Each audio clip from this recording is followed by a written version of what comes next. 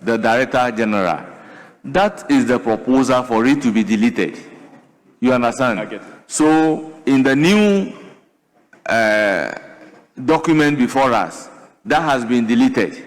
So if members are going to propose an amendment based on what is now before us, then we must move clause 12 in its entirety. So chairman of the committee, move clause 12 in its entirety.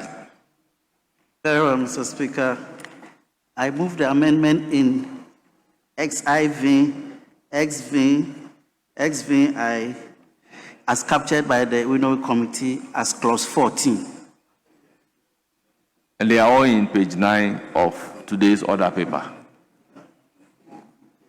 Honourable members, it is for your consideration. So now we can propose the amendment on the strength of the functions of the registrar as in clause 14.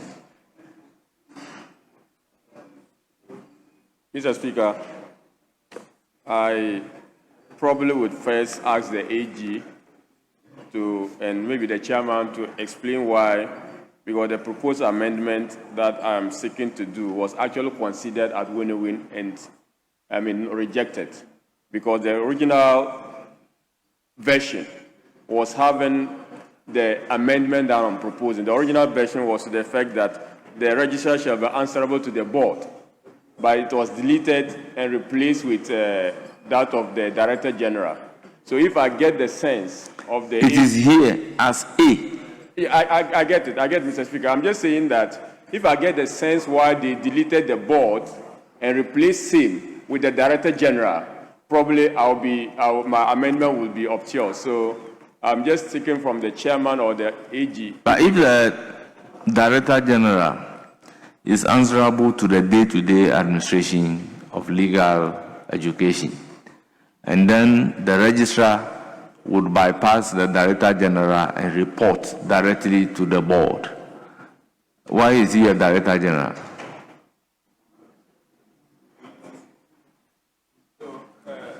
Mr. Speaker, I get the difficulty that may pose, and I agree that it could stand because in the... You see, in the original bill, there was no Director General.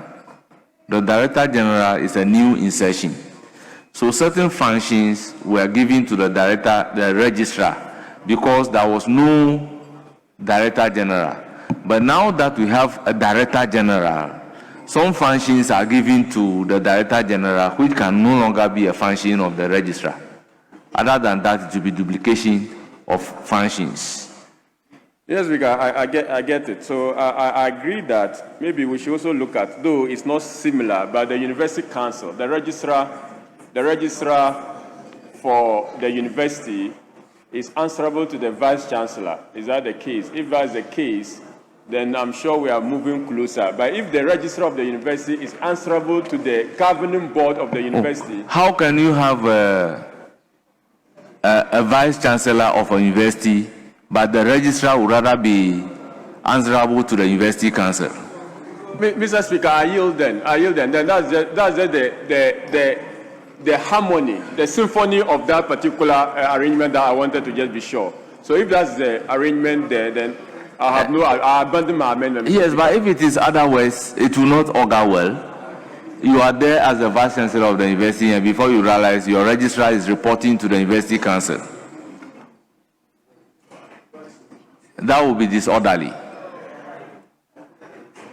Any further proposal? Yes. Mr. Speaker, thank you very much. I think the confusion we are having here is because of the issue we could not clear as far as the Director General of the Council was concerned. Now we are saying is the registrar, which here happens to be reporting to the Director General of the legal education and training, which I had proposed because we have defined Legal Education and Training Council. And now we are saying that we are having a registrar of the council and we are having staff to be appointed of the council, but the registrar, the Director General, is not the Director General of the council. but we are rather giving a different entity. That is why I believe we've already passed that and we've lost that. So in that case, we have to have some kind of consistency. Well, I don't see any confusion here. It's just, I maintain that is just the nomenclature. Yeah, the nomenclature. So the council, here we have defined the council at the interpretations clause as the Council for Legal Education and Training. Yes. For which reason we are seeking to just counsel for the registrar, and we are seeking to counsel for the other staff to be appointed in the amendment. Yes. So I understand the point that you are making. Yes. You are still insisting that it should be called the Director General of the Council. No, I've lost not that. Director General of Legal Education. Yes, so if not, because now we are dealing with two entities By this particular bill, we all know that the Director General of the Council is the Director General of Legal Education. Yes. Well, Mr. Speaker, there's nowhere that we say the title of the registrar is Registrar of Council. Nowhere. Nowhere. If you look at the heading says appointment of registrar. The title is not Registrar of Council. It's not. So, the same way, Director General of Legal Education is a brand. So, we prefer that the person is called Director General of Legal Education, not Director General of Legal Education of the Council. The same way that the registrar is registrar, not registrar of the Council. In the clause following, in the clause appointing the registrar, it says the council, in accordance with Article 195 of the Constitution, appoints well, we amended it, but we'll have to go back to that later on, even though we've gone past that, because the Article 195(3) is talking about universities, tertiary educational institutions. But what we are establishing is not a university, it's not a tertiary education institution, it is a regulator. So once it is a regulator, it doesn't come under Article 195(3). So we'll have to revisit that issue, either second consideration or at a later stage. So yes, but let's look at 195(3). The power to appoint persons to hold or act in an office or